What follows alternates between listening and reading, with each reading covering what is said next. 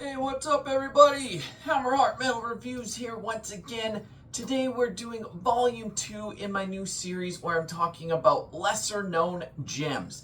So this series basically is going to focus on an album that I feel like is not well enough known, that I absolutely love and that I want to talk about. And the album that I am talking about today is the one and only album by this band, and the band is Ifing, not sure on the pronunciation, with their one album, Against This Weald. So this album was released May 6, 2014, so it celebrated its 10-year anniversary earlier this year. And I gotta say, I have never heard anyone else mention this album here on YouTube. And that is a shame, because this is a brilliant album, an absolute gem that I feel like more people need to be made aware of and need to go listen to. So hopefully this video can turn you on to it and you can go check it out. So if you are unfamiliar with this band, this is some atmospheric folky black metal from the USA. This is a two-man band. One of the guys in the band is a percussionist, the drummer, who also plays tin whistle, and then the other guy is a multi-instrumentalist, plays like guitar, synths, keys, like bass, vocals, everything else is him. So it's just two guys. This band would be for fans of other bands like Agalock, Gallow Braid, Bathory, Windeer, Moonsorrow, Falkenbach, Alda, anything that kind of brings in those folky elements but still is rooted in black metal. If you're a fan of any of those bands, I am sure that you will like this album. This is a somewhat short album. It's only 3 tracks and it's 36 minutes. And when I say that, there's really only 2 main songs. One of the songs is just like an atmospheric intro, and then 2 really lengthy tracks after that. And those tracks will take you on an epic ride. It's just sensational stuff. This album is very epic in scope with these long drawn out songs. And like I said, it's just going to suck you in and take you on a journey. The production here is excellent. It's got almost this like warm and comforting tone. Even in the harsher black metal moments, it still kind of just washes over you and you get sucked in. You're like entranced with this music that just brings you into it. And like, it's hard to describe, but there's a lot of folk instrumentation going on as well. It's not just straight ahead aggressive black metal here. Well, there's still moments of that, but it brings in tin whistle, recorder, acoustic guitar, some clean vocals, some synths, as well as the typical like tremolo riffing and harsh vocals. All the lyrics are very like nature-based, very pagan styled lyrics, and I love that kind of stuff. Honestly, I cannot recommend this album enough if you have never heard it before. If you're into anything that I just said, you need to go listen to this. I'll give you a kind of a quick overview of the album and give you my thoughts on it as well. So like I said, the first track, it's called The Sires Beyond Await. This is just a shorter, like 4-minute instrumental atmospheric introduction that just really sets the stage for the album. I won't dive into that one too much, but it's still worth listening to because it'll just kind of set the mood, brings in the sounds of nature as well to just kind of set the mood and set the tone for the album. But then after that, the first like real song, if you will, is called The Stream. It's a nice lengthy one at about 13 minutes. And it just comes out of that atmospheric intro, just absolutely firing away right away with blast beats and tremolo riffing. But then after that, it does go into this really nice, beautiful, soothing melody that's just so emotive with the guitar work here. It's just absolutely beautiful.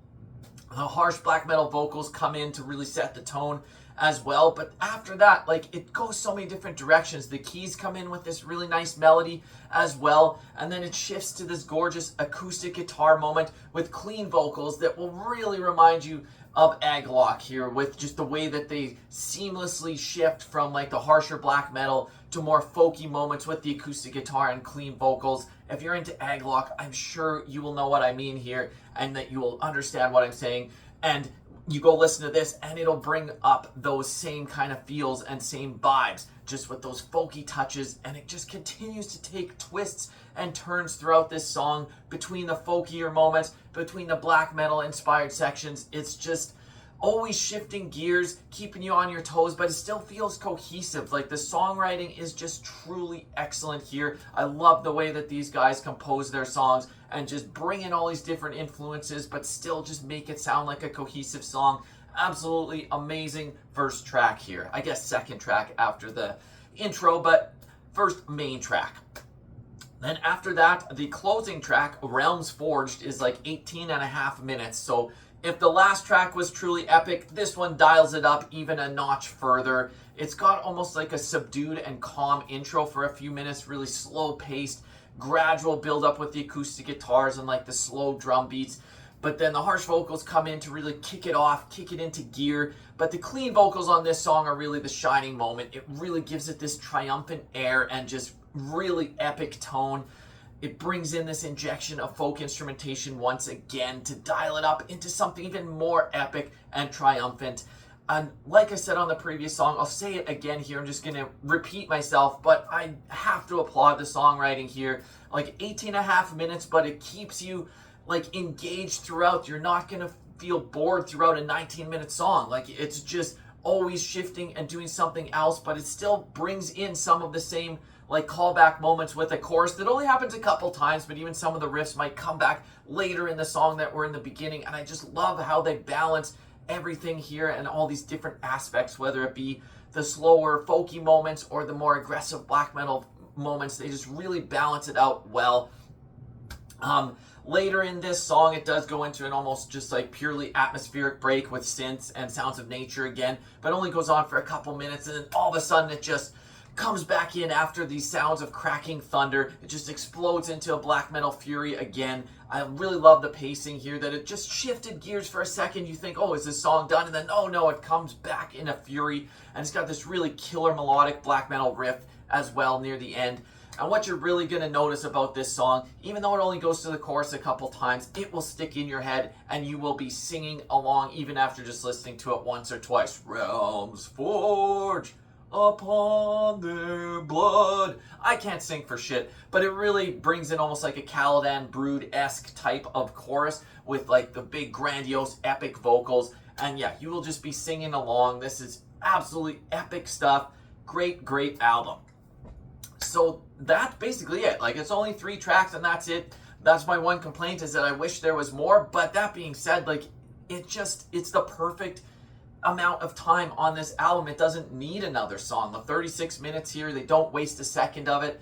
And yes, it leaves you longing for more, but you're not complaining that it went on too long or anything like that. So I think it's actually a perfect length. I'm not really sure on this band's status at this point. The last I had heard, they were writing new material, but I don't know where that's at this point. All I can do is hope that they release some more music sometime in the future, because I will be sure to listen to that immediately and scoop up the album. If I was going to rate this out of 10, I'll easily give this a 9 out of 10 at least. It could even be higher. To me, this is an absolutely brilliant album that, like I said, is very underrated and not enough people are talking about it.